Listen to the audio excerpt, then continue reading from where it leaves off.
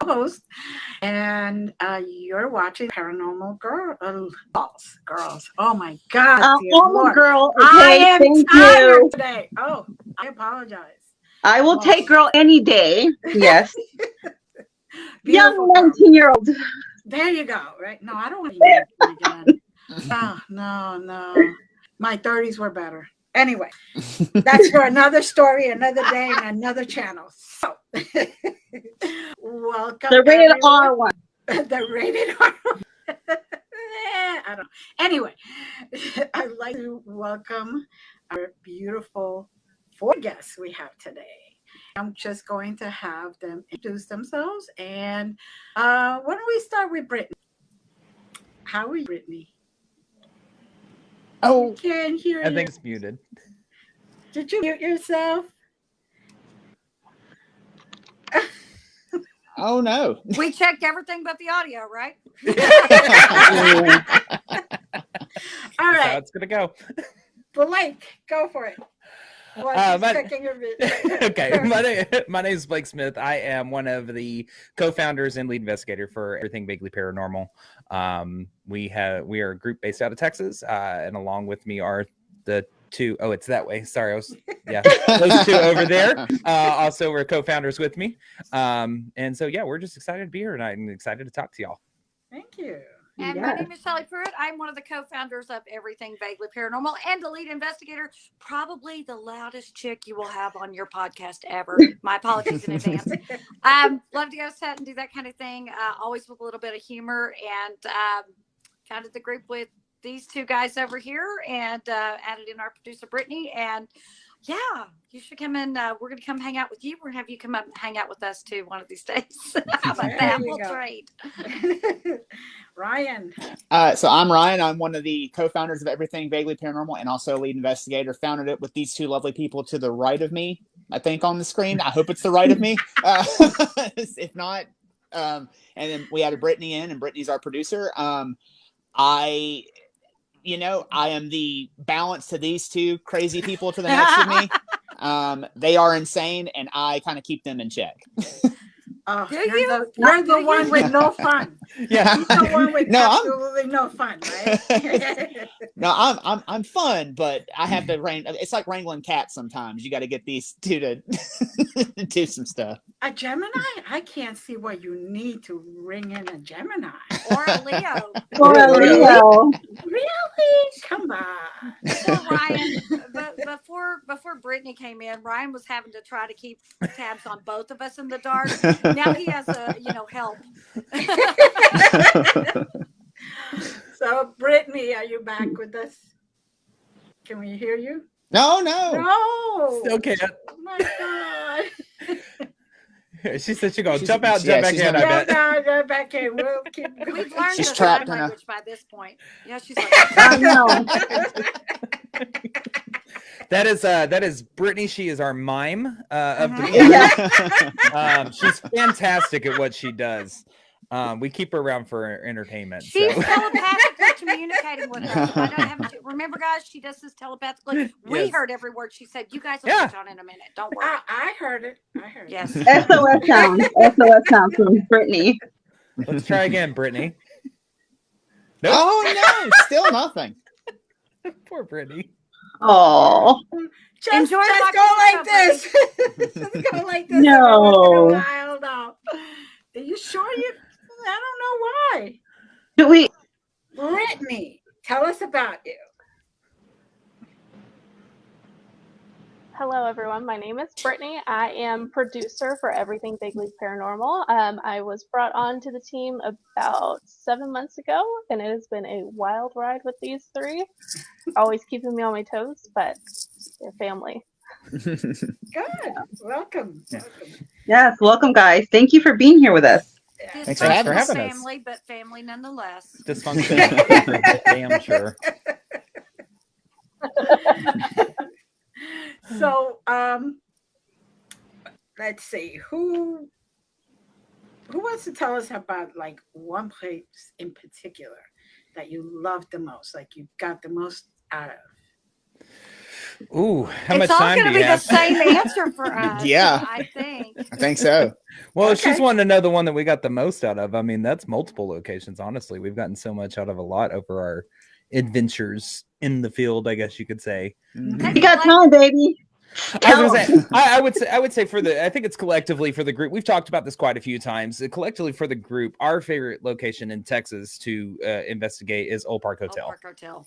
We love Absolutely. Oldie Park Hotel. Yes. Yes, Absolutely. every single time we go, it is consistent. It constantly delivers. It gives us great evidence. We have caught everything from things moving to full-bodied apparitions to people being scratched. We hold the Mhm. record for the most scratches in an investigation. Not sure if that's good or bad, but we'll take it. I want the Um, trophy. Yeah. Award is an award, right? Yes, right. exactly.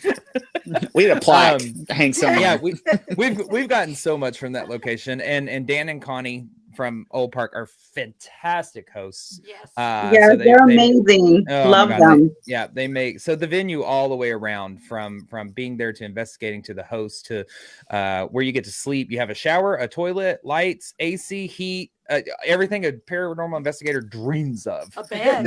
A bed, bed, A yeah. clean bed. A clean bed, bed. yeah. A clean bed. Ooh. Mhm. A plus there.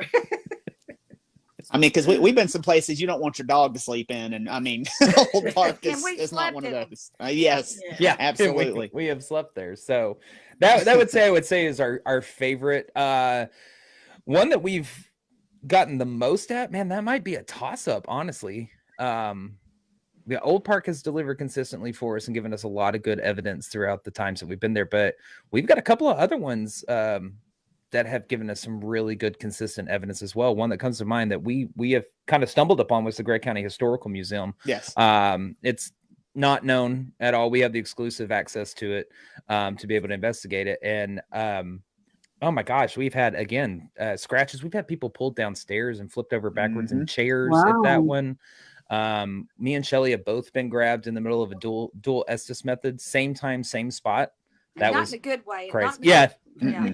In Yeah. full view of everyone in the room too. So. Yep. And that and that's how brazen they are too there, because everything is in full view of cameras, of people, of groups, and all that stuff. So Well, we had the door close on us too the first time we were there. That just set everything off. A door was physically manipulated by something we couldn't see, closed on us, and we tried to debunk it. Could not debunk it whatsoever. I mean, we tried for a good 45 minutes, y'all, to try to Yeah. figure that out. Just absolutely insane. Well, and I'll tell you, since Blake's kind of touched on our two of the locations that we really do get fantastic evidence in Texas. I'll tell you one that and that's Waverly Hills. I went to Waverly Hills and had some of the craziest experiences ever, up to and including we were looking down a hallway, and it was Ryan and I, and the hallway was flooded with moonlight, and I was just like, hey, if anybody would like to have a visitor, if you'll step into the hallway, I'll come to your room. And I had this little container of cookies, and I shook them, and I said, I'll bring you a cookie. And all of a sudden in the hallway, it starts to do this. Things just stepping out into the hallway. And I said, well, if you'll come on and come forward, I'll come on, you welcome to come forward. And something looked like it was walking down towards me. It stopped. And of course, I'm a big idiot. I just go, hello. And the thing, I kid you not, goes, waves back at me. There were 7 or 8 people there. The guy who was in charge at the time was standing there, and everybody's going, did you see that? And I'm looking at Ryan going, what did you see? He's like, what did you see? I go, oh, you go first. And finally, the guy who was kind of running the investigation, he says, that thing just waved at you. I said, I know, right? He just waved at us. So I'll tell you that's probably my favorite so far out of state location that I've been to that I think just is fantastic, and nothing really mean, nasty, negative there. So go ahead. And I'll add on to what Shelly just said, because that's probably my favorite as well. And with that experience that she just talked about, I will say that whatever walked down that hallway towards us was so solid that if you've ever been to Waverly Hills, you know it's really long hallways. And they have the atrium where they used to roll the patients out onto so they could get the fresh air so they could help cure their tuberculosis. And so there's many doorways going all the way down that hallway, and the moonlight was coming through every single doorway. And this shadow figure was walking down the hallway towards us, and it was so solid that it broke the moonlight every time it passed one of those doors. Wow. So that blew all of our minds. And like Shelly said, there's like 5, 6, 7 of us looking down the hallway, all seeing it at the same time, all looking at each other back and forth. Like, you see this, right? This ain't just me. An amazing, amazing collective experience. And nobody wanted to say what they saw. Cause we're like, I don't want to suggest that to you. You tell me first, you know? And finally the guy running and goes, I'll tell you what I saw. That thing waved back at you. And I went, I know, right? Oh my God, that's so cool. So yeah. And then we went down to the 3rd floor that night. And on the 3rd floor, there's a story about a guy who was a homeless man that lived in Waverly Hills back in the 80s, after it was an old folks home and shut down. And so it was just kind of sitting there abandoned. And he lived up there, and people in the area kind of knew who he was because he kind of watched over the place whenever the people weren't able to take care of it. And he had a dog with him named Sadie. And then he ended up somehow falling down an elevator shaft and dying or something like that. And we're on the 3rd floor, and one of the stories is you start hearing like the jingling of a dog collar because, Sadie was one of the dogs. And so we start hearing that, and we're kind of walking around, and we come around the corner, and one of the guys who was the caretaker there was like with us walking around, and we start like calling out to that guy to see if we can get him to manifest. His name is Willie. And underneath the exit sign, now, if you've ever seen an exit sign, all you can see is black and white and red, from the glow of the exit sign. Underneath that exit sign, a green mist starts forming. And he used to wear a green army jacket, is what they told us. And it was like that army, like olive, or green. Like that military green mist. And he starts, and like as tall as the exit sign, and just starts forming the outline of a person standing underneath that exit sign. And we were just in awe, just absolutely gobsmacked, looking at each other like, you see this, this is, and you're not even supposed to see that color underneath that light, and it's absolutely amazing. It is such a insane place to go. It is such a crazy place to go. If you don't have an experience there, I don't know if you're ever going to have an experience. Every time you turn around, there's something. I ruined our Willie experience because everybody's standing looking at him, and I'm going, "Is that a real person?" And they're like, "No, I don't think so." And I said, "Well, I'm going to go find out." And I said, so I start walking towards him. I go, "Hello, Willie." He's gone. You scared him off. I did. Shelly's got a knack and able to do that because when we were debunking the door closing at Gregg County Historical Museum, her and I were on the opposite because when it shut, I mean, me and Shelly, we busted through that. Like we were like, oh no, we're gonna check for air drafts and fans, and so we started debunking. There's 45-minute video of us trying to debunk it. And I'm sitting there and I'm filming it, and we're on the other side of it. And we put the door back and we're trying to see if it'll move, if it's uneven or whatnot. And we wait. I think maybe about 5 or 6 minutes passed. We were like, close the door again. If you can do it, close the door again. Damn thing starts to go move, and it moves maybe about a half an inch. And Shelly goes, "Oh my God, you're doing it!" And then it stops. And I was like, "Shut up!" I was like, "Shout!" And then it whole switch, and she was like, "I'm so sorry, I didn't mean to scare you off. Please come back. Please keep doing it. Come on, please."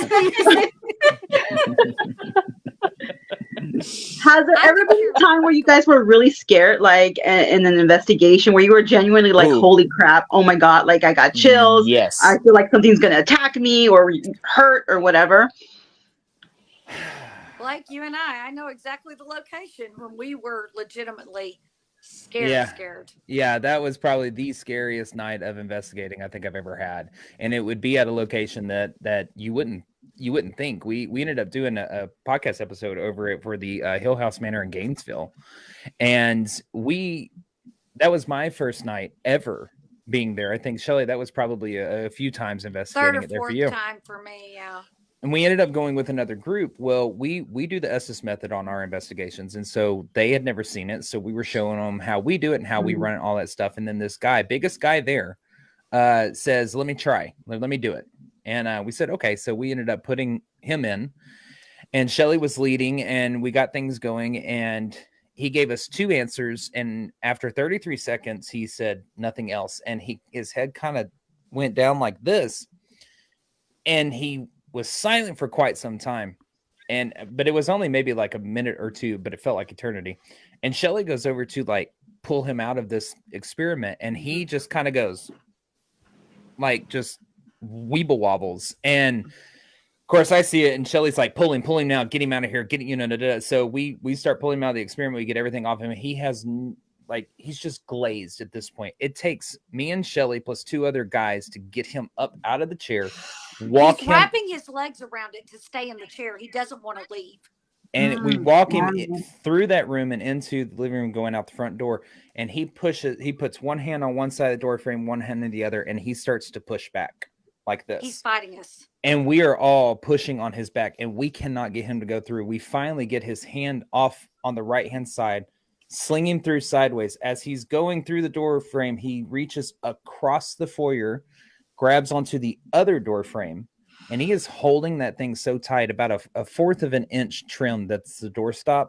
He's holding it so tight, his fingers actually go up underneath it, and he pulls it sideways with the nails and pulls it back and pulls it off the door frame.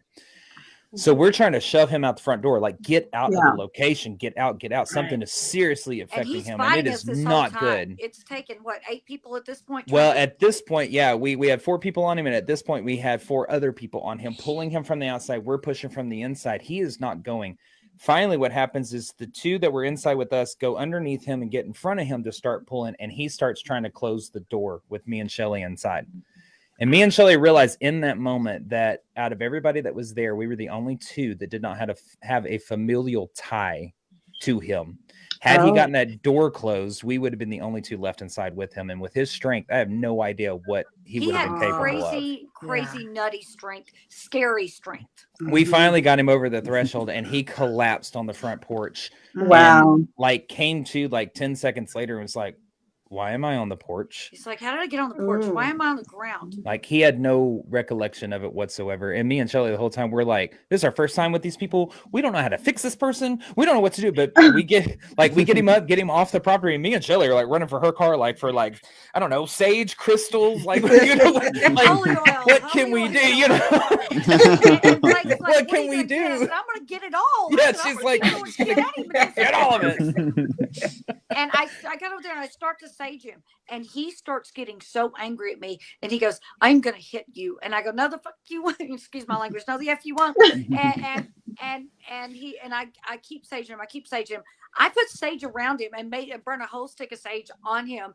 And finally, it took over an hour for us to get him back where he even remotely felt like himself. And we told him, we're like, I really don't think you should go back in there. He waited another 30 minutes. He went in, he laid down the couch. He was asleep the rest of the night, did not move. Didn't do anything. We think he got jumped. Yeah, sounds like it. I was scared because I didn't know if I could fix him. And, you know, that was very scary. I had an interaction with that group one time prior, and but I had never had to fix anybody. That was, you know, I didn't know if I could. I was very seriously doubting I could, but we kept hell, Satan be gone. Satan be gone. We were trying everything, just trying everything. Right. I would say though that a real short story that the probably most scared that I have ever been. We went to Yorktown recently, and I decided to do an Estes method, but I did it inside the coffin that they have there. And so I sat down in there and did the whole Estes. Now I'll tell you something. When you're sitting in a coffin, you're blindfolded, you got noise canceling headphones on, and you're running an Estes method, and you feel something like move across your leg in an abandoned building. In a closed coffin. In a closed coffin. I was like, get me out of here, get me out of here, get me out of here. In my head, I was like, spirit, spider, snake, bug, I don't care, just get me out of this coffin.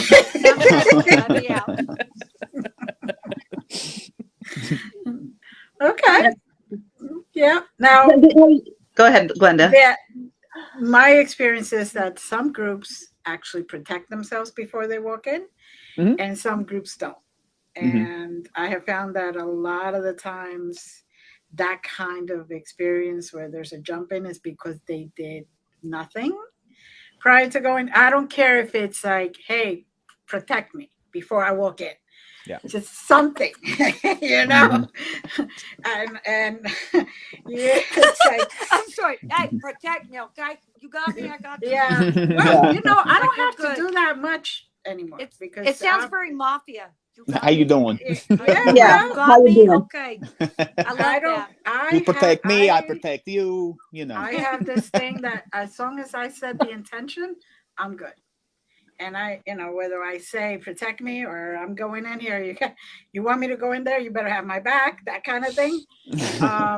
But it's something, even Yeah. carry something, a stone, an amulet, something. Um, I have and mine. I wear Well, mine all the yeah.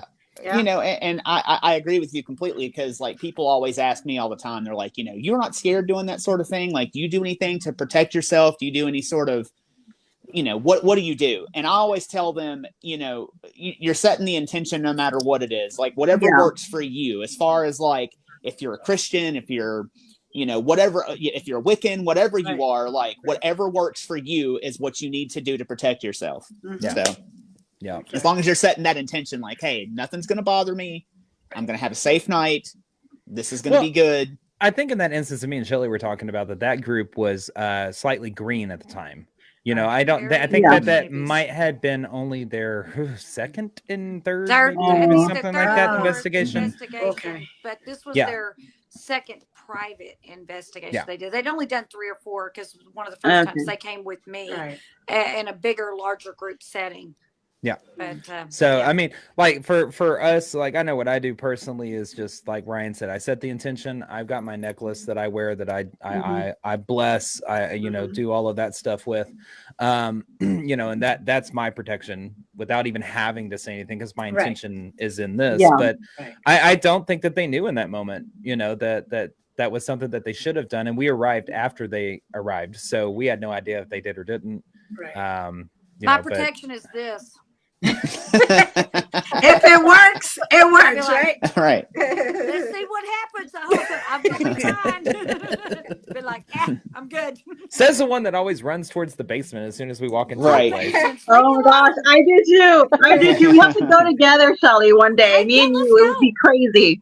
Yeah, basements, We, let al- me at 'em. You we you can always literally on the spirit box get Satan is in the basement, and Shelly's like, "Oh, I want to go meet him. Let's go." Yeah. I'm like, hey, Satan, come to see you, buddy. me and I Ryan know it's not Satan. me and Ryan joke all the time with people when they ask us about like Shelly and how she investigates all this stuff. We're like, we get to a location, we're talking with people, and stuff like that, and we're like, in the basement. Oh, Shelly, did you hear that there? Shelly, damn it, where the hell did she go? And that's when Ryan will go, there's stairs over there, and they're like, never mind. Go down to the basement, you'll always find Shelly. Yeah. So how did you guys start the group together? Like, I mean, y'all just met and decided to form it, or what happened? How did y'all start? It's kind of funny to me because It's my fault. we blame Shelly for the crap show that we are. No, no, You're it's welcome. the three of us that founded it. It all converges on one story, Location. like one location, one storyline type thing. So I know that Ryan and Shelly met prior to me meeting the two of them about a year prior to, but that was at Yorktown as well. Ryan had come. I was leading a group with another group, and Ryan had come, and I met him. Yeah. And loved him, and I wanted to put him on the team, so we got him on the team. And then about 7-8 months later, Blake shows up to Yorktown to take part in an investigation that now Ryan and I are leading. And we loved Blake, and we were like, we got to get Blake on the team. Well, we get Blake on the team, and then we decide we're just going to do our own thing. And we're like, okay, we're going to do a podcast. We're going to do a team. I'm like, Blake, you got the technical know-how. I'm like, I've done it before. And I'm like, and we got to bring in one. Well, by the way, Ryan is the human Rolodex. He knows everything. Everything. well, thank you. Well, I was actually going to brag on Blake a little bit. Yeah. Whenever me and Shelly were leading the investigation, Blake shows up, and like we had different stations where you kind of like Paranormal 101, where you're kind of like teaching people how to do stuff. And Blake shows up, and he's got a backpack full of stuff, and he starts pulling everything out and like knows about everything about this and that and the other. And I was like, We're this like, dude's easy real boy. gung ho. Yeah, we're like, easy boy, you got on it. And, you know, and he was real gung ho about everything, and I was just like, you know, and me and Shelly were both like impressed with his investigation style, and me and Shelly were like, we got to get this dude We're like, to come on, you know. We're like, So we'll get him. and so, you know, we got him on, and like Shelly said, the rest is history. We were like, okay, we're going to do this and we're going to do that, and then we've been off to the races ever since. A very sordid and dirty history. I think yeah, exactly. I think the funnier part is the conversation that took place that Shelly kind of touched on between me and Shelly about trying to form the name, the podcast, the group, and all this stuff. And I had kind of mentioned, I was like, oh, I think it'd be cool if it was like an acronym, you know, like EVP. And we were like, oh, hey, I like that one. So we started thinking, we were like, Blake and I are on the phone. Something paranormal. Yeah, it's like midnight, by the way. We're like, everything something paranormal. And we were like, everything vividly, everything fairy, everything valiant. And Shelly's like, oh my God, let me pull out a thesaurus. I got a dictionary. And I said, Well, let's look for 7-letter words that start with V. And literally the first word she reads is vaguely. What? And I was like, everything vaguely paranormal. Well, actually, the first word I read was vaginally. I'm like, we can't.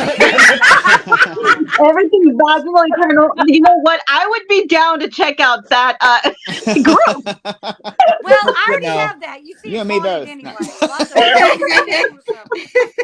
That's right. That's the first word you read. And then, of course, you said vaguely, and we were both on the phone, like back and forth for like 10 minutes, like vaguely. So was the toss up was vaginally and vaguely?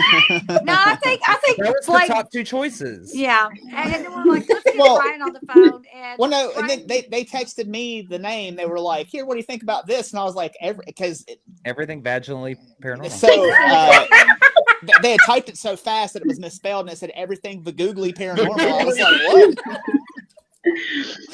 "What?" So then we started talking about it, and like, yeah, we got him on the phone. It just fit, and it's perfect. You know, we were like, oh, you know, EVP, we can make this work. You know, it's one of those things we wanted vaguely in there because it was like, look, we're going to be doing the podcast with it, and we're going to try and cover everything that we possibly can: aliens, cryptids, UFOs, you know, poltergeist, hauntings, demonic, you know, true crime even. Yeah. And we were like, look, if it's even vaguely paranormal, we're going to talk about it. So that's how we became everything vaguely paranormal. And everybody has just loved the name ever since. Like, it's just been a lot of fun. Can't spell it.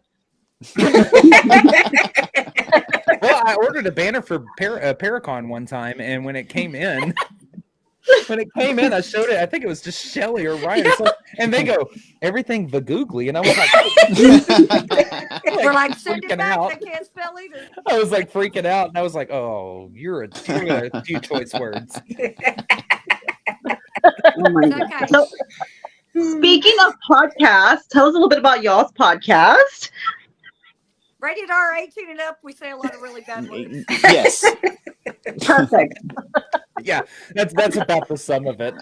And we have more fun than most people because I mean, we're constantly laughing, cutting jokes, but it's also very informational, and you get some really interesting stuff, and we really dig for something that nobody else knows. Yeah, we always try and find that one fact. We write a research paper for every podcast. We take turns, and it rotates between the three, me, Ryan, and Blake, as to who's leading.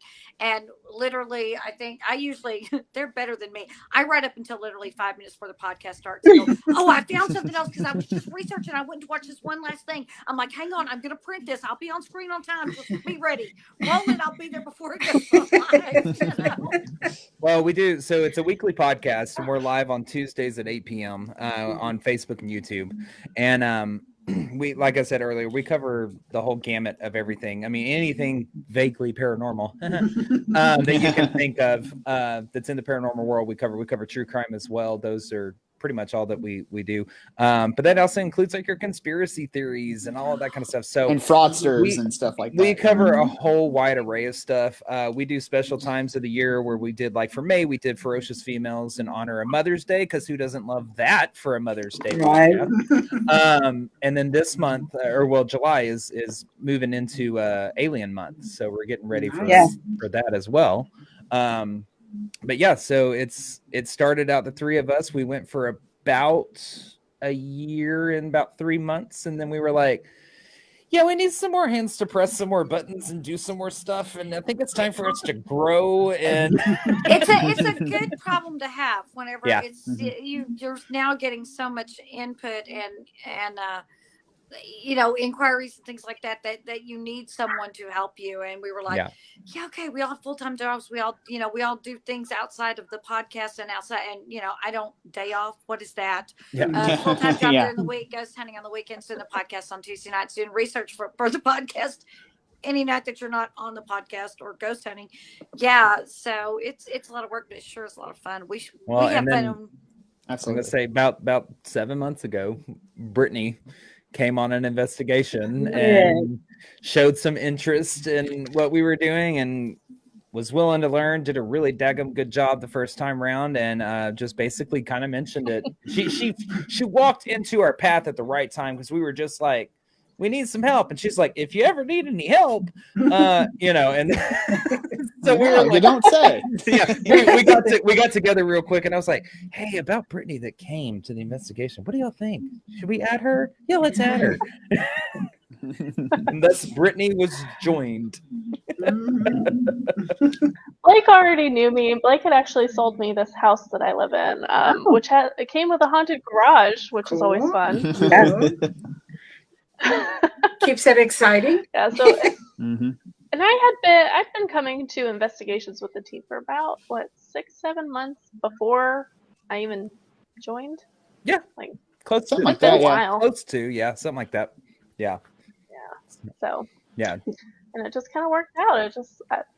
I filled a niche that was needed at the time, and we've only gotten bigger since, which is great. Yeah. And you all complement each other really well. And I really enjoy the podcast. I do drop by once in a while to say hi and Thank watch you. you guys. We see It's a ya. great podcast. I'm sorry. And we appreciate it. Well, adding Brittany to the mix and to the team was like it gave Ryan a little bit of a sigh of Break. relief, if you will, I guess. I don't know. Mhm. Because now when Shelly's running down to the basement with not tell anybody, he can go chase her, and then when I'm running down the hallway, Brittany can come chase me, and Ryan doesn't have to split in two. Like, where are you going? We really Well, really you kind got of the rounded. best. You got the best of both worlds. You got the responsible earth signs, Brittany, and then you got Fire sign, the crazy fire and air sign. So yeah, air feeds fire. That's right. 2 Yeah. counts. you right? each get like a keeper. You each get a keeper. Yeah, no, that's exactly it, and that's what we always said, that Ryan was the center point of mine and Shelly's teeter totter. Yeah, and he was the fulcrum yeah. right there in the middle that kept us And balanced. so we about had wore him out, and we were about to break, and Brittany came on and just reinforced that a little She bit stood more. on the other side So- of it. Yeah, so we have our two calms, and then we have our two Now- chaotics.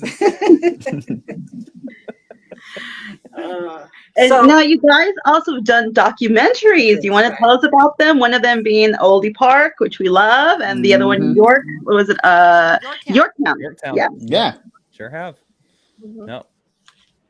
I guess I So, wanna roll Blake, I with say it? you want to start on how we got in contact and all that? Oh, thanks for electing me as a spokesperson for EVP. Yeah, we'll let you go. Just kidding. You need a break. No, so we got teamed up with this documentarian from ScareNetwork.tv, and he was in the middle of doing the Yorktown documentary, and we just happened to cross paths at the right time, and told him that, like, hey, between our group, like, we've investigated that location probably close to, if not 30 plus times at this point. And I said, we've got evidence and we've got stories, and he was like, oh my God, I got to talk to y'all, and so we jumped on basically what we're doing here, a call with him on Zoom, and ended up having a really good conversation with him, sent him a lot of our evidence and everything that's featured in that documentary.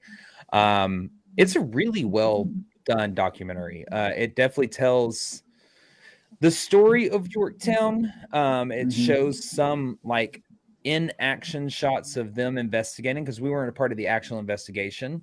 That would That have was- been Eric Connor and Sean Austin. Yeah, Mhm. they were in that. So we kind of threw in our evidence and stories on top of that. So it really gives you the history, the kind of lore, the legend of Yorktown, lets you understand what kind of location it is and what is there and what we believe to be there. And then we also had Old Park, which we just got through doing not too long ago. It released in March of this year on scarenetwork.tv. And that one, man, that one Wow. was a Such a good a documentary. phenomenal done. And what's A funny phenomenal is one, yeah. that night that we were investigating with him for the documentary, that wasn't even the most active night. Because we did 2 nights. It was the second night. We kept saying, Mhm. you should really stay for the second night. You never know what you're going to get. Yeah, we're going to have other people in here, but you should stay. And he was like, oh, I've got to get home. I think I've got everything I need. Oh, we told him. He was like, I should have stayed. We're like, damn right, you should have stayed. Yeah, We told you. You know? he knows Because now. because that second night that we were there was the night that we got the most scratches in an investigation at Old Park. So Yes. you should have stayed. He knows better now. Yeah. What's So, some yeah. of the like best evidence you've gotten at Oldie Park? I'm gonna let Shelly tell Besides her the story. scratches. Besides the scratches. I'm gonna let Shelly tell her We have story of had- probably the most irrefutable piece of evidence I think I've ever laid my eyes on. Absolutely. So, probably my third time at Old Park. We had a group, and a lot of the group had gone to bed. There were only like 6 people, and then me and another investigator. And a lot of the group had gone to bed. And I'm like, you know what? I'm gonna go upstairs. Go upstairs and walk around by myself. And she goes, well, never go anywhere by yourself. I'm like, fine. So I go down this hallway, and I'm calling for Deacon. Deacon's the spirit there. Deacon likes me. He's probably the most well-known spirit there, and I like him right back. I like him. He So likes I keep saying, blondes. I know he does. He's opened the door on me while I was changing clothes before. Uh-huh. That was a lot of fun. Oh yeah, he naughty. But I was up in this hallway, and I'm just like, hey, Deacon, come on out. I'm like, Deacon, not going to leave till I get a picture of you. I'm like, come on out, Deacon, come on out. Now, the person who came upstairs with me, she is at the far end of the hall back behind me. I am facing down where the chair room is. She is all the way up by where the bathroom and the rooms that people stay in are. And I'm like, come on, Deacon. I took a series of 22 pictures. And on the 19th picture, I see something come up in my face and go away just that fast. I see this with my own eyes. And as soon as I see it, I'm kind of startled a little bit. And I hear her yell from the hall, what the F was that? I go, I don't know. Let me keep taking pictures. I took, 3 or 4 more pictures. And then I decided I was going to review my evidence. So I start looking through it. And holy cow, in picture number 19, there is a full body apparition. And he's holding a pistol. But on the wall, there is a second apparition. And he's holding a rifle. And as I'm looking at it, I go, holy crap, I'm in the middle of a gunfight. And this, it's been featured on Fright Club with Ghost Brothers and Jack Osborne. I sent that to the producer, and he said, send me all the pictures. He went through every single picture, and he looked at it, and he says, I've had everybody look at it, so I cannot debunk this. And I'm like, that's because it really happened, y'all. Yeah, that's probably my favorite. I'm very fond of him. I call my picture the gunslinger. I love him very much. Probably my favorite picture I've ever captured ever. And I've gotten other full body apparitions. Something about getting old sexy Gunslinger. Deacon on camera. Ooh, I should. And it really, like, if you look at it, and it's, you can go, I think it's both on our Instagram and our Facebook, that if you go kind of scroll through our photos and stuff, you'll find it. It's on But the Old Park episode of the podcast. Yep, that as well, which we've done multiple episodes over. And in the documentary. Yeah. So if it's if you're able to find it, you can see it. If you look at this photo and you still have questions if there's something on the other side after that, then I can't help you. I mean, it is that like prominent in this photo. It is an amazing capture. There's absolutely no doubt what you're looking at. But other than that, that's probably our strongest, most irrefutable piece of evidence from Old Park. But we have gotten all kinds of things besides the scratches. We have had dual Estes methods there, where Shelly led, like me and Ryan, that had gotten so dirty because we were talking to the brothel girls. Things that I'm not going to read on y'all's podcast, but that was a fun one. I bet. We were also talking I, to. I believe I told someone to ingest an appendage. That's a great You told me PG yes. way. Yeah, PG Yeah. way to put it, Ryan. Good job. Yeah. He asked me to nosh on an appendage. No, Yes. nosh on an appendage. Yeah. I wasn't feeling peppers in the moment, but oh well. Well, it was one of those investigations that we were also talking through a spirit box. I think it's actually after one of those Estes methods, we had the spirit box running, and Shelly's like, she was still in her costume. She's like, I'm going to go change clothes real quick, because we dress up at Old Park because we think it kind of gets them riled up, wear our old Western wear type stuff. And we really have had some of the best evidence in doing that. And I mean, so Shelly goes up to change, and the spirit box is just roll it. And then when she leaves the room, it goes completely quiet. And she had just said before she left, she's like, now, Deacon, you stay down here. You don't follow me. And so when it went quiet, she was already upstairs. I was like, what happened? Where'd you go? Deacon, where are you at? And he comes through and he goes, upstairs. Stalker weirdo. Go And home. I said, you leave her alone.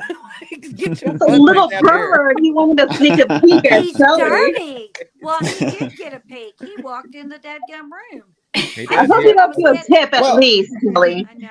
and that was funny because me and Blake were going downstairs, and whenever Shelly was in the room changing, in Preston's part. I hear like the latch on the lock popped, and I think Mhm. Shelly's about to stick her head out and say something to us before we're going down the stairs. So I turn around and start walking back towards the room, and she sticks her out. She goes, "Don't come in here, I'm naked." I said, well, what? She said something popped the lock up and opened the door on me. So don't come back here. I was like, oh, okay. So if you've been there, you know Preston's parlor has that twin bed. So you have to close the door, you put down the little hook and eye latch. And I had walked around the bed to get to my clothes. Child, I'm stripping. I'm getting everything off. I'm like, ooh, got to get out of that cord. Ooh, I feel better now. I'm just trying to grab my clothes, and all of a sudden I hear click, and I hear, and I'm like, oh my God. And I couldn't get over the bed, so I start running around. I'm like, don't come in. I'm naked. You know? He opened the door and came in. And then these guys are like, what? And then I felt the need to prove it. I'm like, see, I'm naked. I wouldn't just open the door. I really, yeah. Yeah. That was fun. But even like stuff we haven't, necessarily caught on camera, just some of the experiences that we've had there have just been insane. I remember the last time we were there, me and Blake were in Western wear walking around, and we were downstairs, and they just cleared out a room beside the seance room. You scared the crap out of me on this. And Blake is turned around talking to me, but he's still walking forward. And I just go, whoa, like to try to, and I reach out to try to stop him, because what he didn't see was somebody ran out of that room in front of him. And I thought he was going to run into somebody. And I grabbed him, and I thought maybe it was one of our guests, but there was no one else down there at that end of the hallway. And so then later on, Blake, you were leaning up against that door, and what happened to you? I was leaned in the doorway, the exact same doorway he was talking about, and I have a live EVP session going, as we have a couple of people in the hallway. We're doing live EVP at that point. I'm using my headphones and just kind of listening, and nothing was happening in that moment. It was the weirdest thing. And one of the people that were there said, I'm not really impressed. Like, try and do something that's kind of impressive, and stuff like that. And all of a sudden, I felt a hand on my back, and it just shoves me. I came flying out of that freaking doorway. And I don't think we had any cameras in the hallway, but it's on the audio. You hear me like, oh, shit. And everybody's like, what happened? I'm like, I just got shoved out of this doorway. But that hallway is particularly interesting because Absolutely, we had an entire group down there, which was about 16 people, I think, were down in that hallway in different rooms, some out in the hallway, and they were watching, including one of the owners. They were watching this large shadow figure walk back and forth across the hallway, collective experience that they were having. Well, at the same time, me and Brittany were a couple of feet behind them, kind of looking in other rooms, but we were also looking down their direction. Out of nowhere, me and Brittany saw the brightest flash of light twice, two of them. It was like, and I looked at her and I said, what was that? And she goes, I don't know. So we start looking around. Not only was there like no light bulbs in any of the light sockets down there, but nobody had their cameras out. Everybody was just sitting and experiencing this moment that they were having of watching that thing. And then we see this self-illuminating light take place that happens. It's the weirdest thing. And Blake and I both looked directly at each other because we both thought the other person had created it. It was right between us. And that was just a really interesting one. We couldn't debunk it. We couldn't figure out where it came from. And nobody else saw it The either. one other thing, yeah, it was just him and I that experienced that, which, I mean, we were kind of behind everybody else down at the end of the hall, but it was just unusual. Yeah. The only other thing that comes to mind, though, is the most insane Estes method I've ever seen. Blake is leading Shelly and our other part-time investigator, Rhonda, upstairs at the end of the hallway.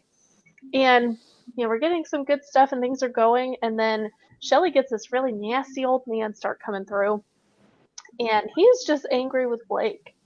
And she leans forward at one point, and Blake, just before this, had knelt down in front of Shelly to ask her a question. And she leans forward, almost hits him, emphatically telling him, no, you need to listen to me. And then from that point on, we were like, let's test this. Blake just stopped asking questions and was just moving to different positions in the hall.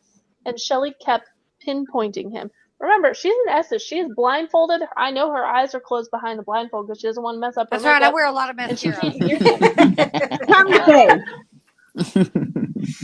And a good 7 minutes on this Estes, she is just Blake will move to one side of the hallway and she'll pause in what she's saying, and then when she starts speaking, she flips back to him because he switched to the other side of the hallway.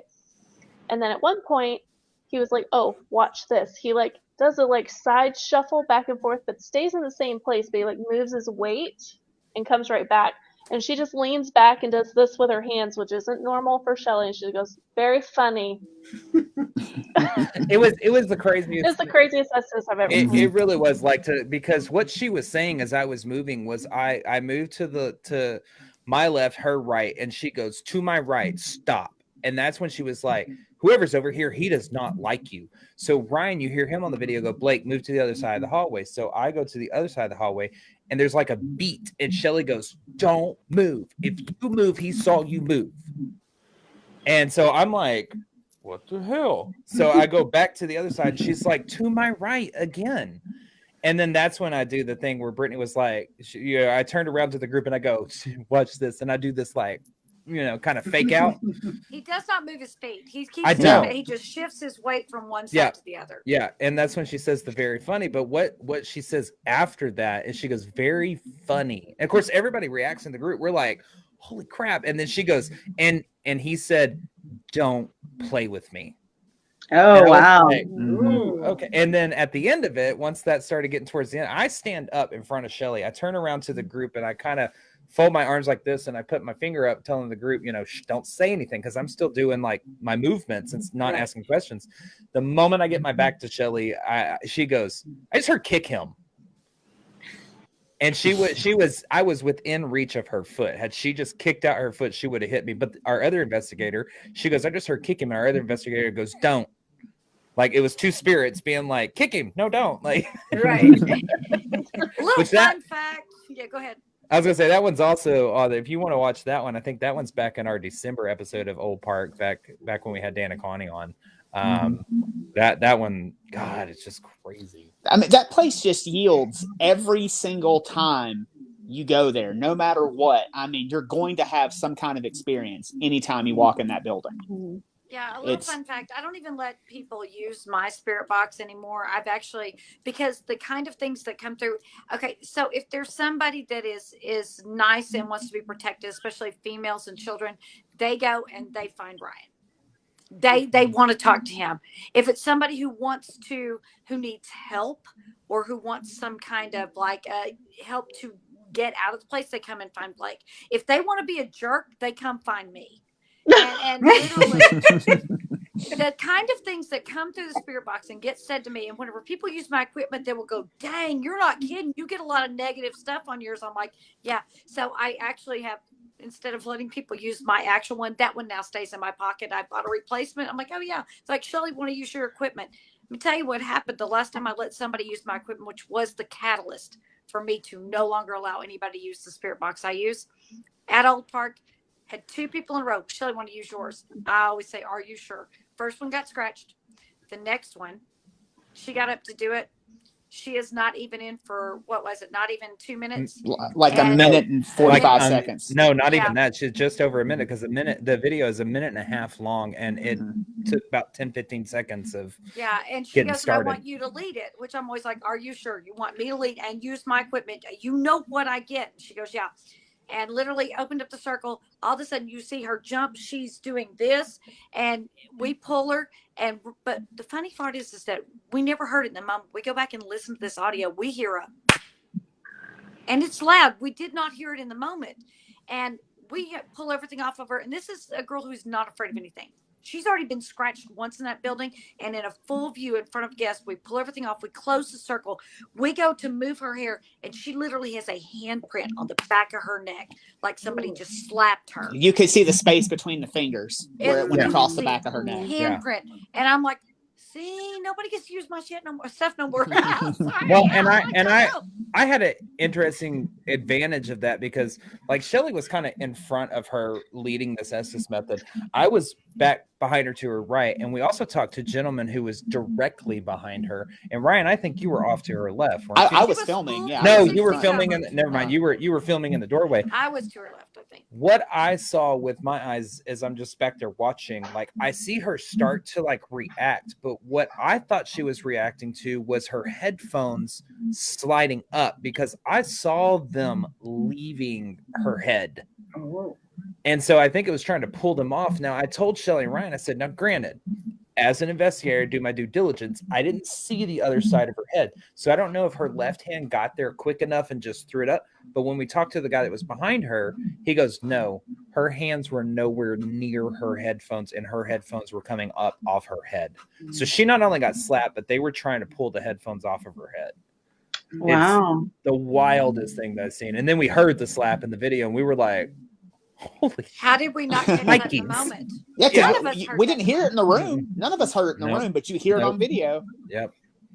Yeah. Well, Crazy. there's no doubt it's haunted because I've had my own experiences there, some crazy ones there the few times I went. And even when we were all there together, I can't remember which one of you, but one of y'all got scratched too. Y'all came downstairs. I can't remember which one it was. I'm sorry. And y'all showed me that. Was it you, Brittany. Brittany, that got scratched? Brittany got scratched on her ankle. It's always me. It always needs to be Brittany. It really does. Oh, you're a ghost bait, Brittany. They do. I'm like, see, that's why They like to scratch me there. I'm just like, I'm glad that she came into the group because it took the heat off of me. Out of the three of us on the bottom, I was always being the one that got physically touched and scratched. Well, and all that again, stuff. I'm glad that you came in because that took the heat off me. 'Cause now they just scream at me and call me bad names. So. It's an initiation process. That's all it is. Yeah. And I've only ever been scratched one time, and it was actually at Old Park where I got Yes, it scratched. was. So I mean, yeah. I have been scratched. I have had my neck grabbed twice. Once in the confessional at Yorktown, once in the Psychomanium at Old Park. I have had I've been bit. I have been physically bit with a bite mark on my leg. At Yorktown. At Yorktown. I've been scratched. I can't tell you how many times. Yeah. It's yet I keep going. You like And it. And in my head, I'm like looking at my necklace, like, why aren't you working? We are gluttons for punishment. That's it. I've also been jumped too, so You have been jumped. that was not fun. Twice actually. We call whenever something kind of takes over, we call it getting jumped because we think possession should take a little longer and last a little longer. So it's not getting possessed; it's getting jumped because it's temporary, Right. you know. So yeah, he's been jumped one time. Twice now actually. And I could tell you, as I've done exorcisms, it takes a lot longer to get possessed. Yeah. Good. So that calling is it jumped is okay. that is what I call it too. Just jump. Perfect. Getting jumped. Yep. Yeah, Yeah. getting jumped. It's just a temporary thing where they want to try coming into you, and your real self is saying, "Oh no, get out! I'm not ready to give this up yet." That if they were ever jumping me, they'd be like, "Oh hell no, we don't want to be in her head." Everybody out, you know. Listen, I Try have to that with tell. me. I have to tell the story because anybody we talk to, I have to tell the story. It's actually freaking funny, and it goes in with the scariest night that we were talking about earlier with the guy getting jumped at Hill House Manor. And after we got him all settled down, you know, and cleansed and saged and all that kind of stuff, Shelly turns to me and she goes, "You ready to go back in and talk to these choice words?" And I said, "Yeah, sure." I wish I had been filming because I don't understand. It's the funniest yet most interesting thing to watch because you have this Shelly, what, 5'2", Yeah, almost 5'2", almost. tiny little woman, itty bitty little woman walking in there, and she's, "You listen here, you mother, you want to pretend like you're the Prince of Darkness? I'll show you the Prince of Darkness." And I was like, Like going, oh Me and Glenda like to say we like to say it, tiny but mighty because we're also short. We're We're also tiny but short. mighty. it's the most like, I don't know, admiring thing to watch, like, and but it's also funny because out of the whole group, Shelly is the smallest and the most petite, and to see her like go after, because we have a rule: we will never ever walk in there and just straight out provoke. Right. Never will do it. You be respectful of the spirits. You be respectful of the location. Exactly. You try and talk to them like you would a human, you know, or like a regular human, because that's what they are. Regular human. Regular human, a live human, whatever you want to call it. Us. Right. You just have a normal conversation because that's what they had a body at one time. They just don't Exactly. anymore. But we will not back down. If you want to come at No. us first, then we are going to stand our I'm gonna ground. fight back. Yeah, Yeah. You're not, Yeah. You're not gonna Like a tiny vicious chihuahua. Well, I always Every tell her bit she's as the yippy, meanest. baby, every bit. Say, well, Shelly's the meanest out of Go any ahead, of what, us. Ryan? I said Shelly's the meanest out of any of us because she is the most tiniest. I said she's closest to hell, so that's why she's so mean. The way I like to say it is like we like to compensate for our height, like men do with big trucks. Okay, so like, let us. Oh, but if y'all ever We can get on cute that girl. investigation where Shelly has to go in there and like stand up either for the group or somebody or herself or something, it's the best thing ever. We Oh. actually, We had- it is caught in Scare Network TV. Part of it. The old part.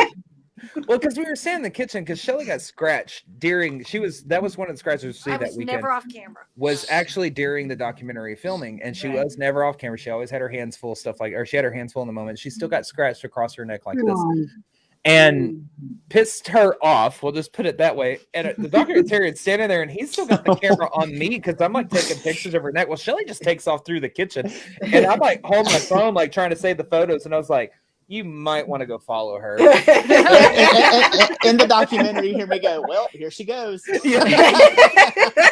And so we all take off after her, and he catches just the faintness of it, and he tries to put the subtitles down below. I don't think he captured all of it, but He kept having to put in star. Beep, Yeah. beep, beep, beep, beep, beep.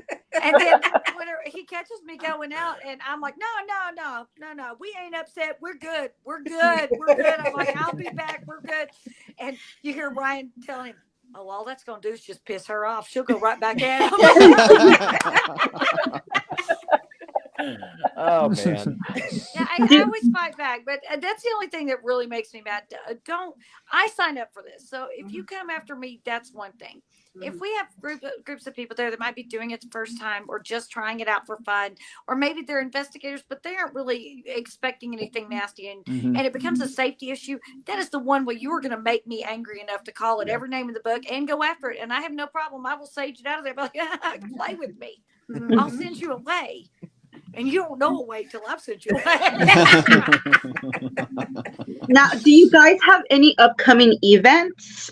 Or where can we catch you guys? Let us know. Blake, tell them everything they need to know. It's kind of the go-to. I'm the go-to guy on the podcast.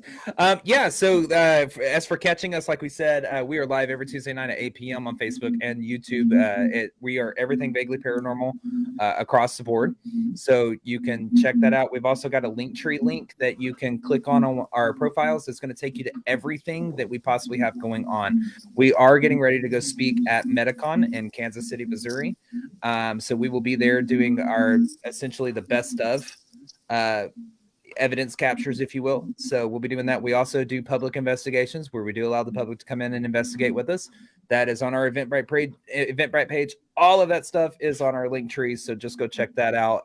We've also got audio versions of the podcast if you like to listen to the audio versions. But I will tell you, if you watch the video, it's a little bit funnier because you get the facial expressions. Ryan and Shelly get into it, and I'm over there eating the popcorn and hot, and just I tell you, all that people stuff. tune in to see us argue with each other. They really do. They do. And basically what you saw tonight is what you're going to get with us, but we also do deliver essentially a storyline and a story of whatever topic we'll be covering. So all of our upcoming lives that we have coming for the month of July are already on our YouTube. So go check it out and click that notify me button if you want to catch one of them in particular. So Okay.